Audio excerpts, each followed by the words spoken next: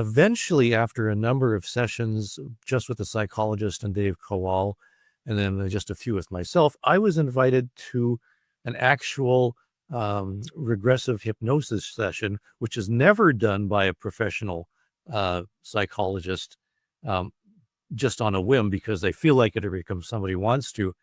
This was done um, as a true psychological therapy. And it was done only after a number of tests and a number of counseling sessions and therapy sessions. And the psychologist agreed maybe we'll try it. Now, I was invited to be on the other side of the two-way mirror and watched the clinical psychologist put Dave Kowal um, under. And as he did, he began to recall this particularly strange experience. In November 1987, Dave had been watching TV. He had just turned the set off about 1 o'clock.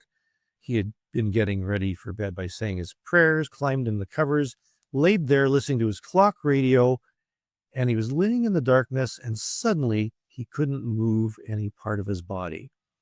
He tried to move, but couldn't budge. He felt a tingling and a sensation as if his arms were asleep.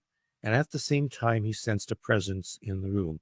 Now, a lot of you who have probably read on these types of things would probably recognize this as a form of sleep paralysis, and very, very common as people are just, in that state between waking and sleeping. So, that was clearly part of this, but something else was going on because Dave sensed a presence in the room.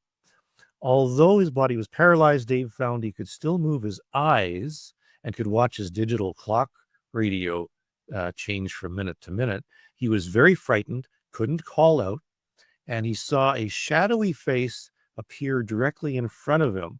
It was very, very grotesque with folds of skin, very, very ugly.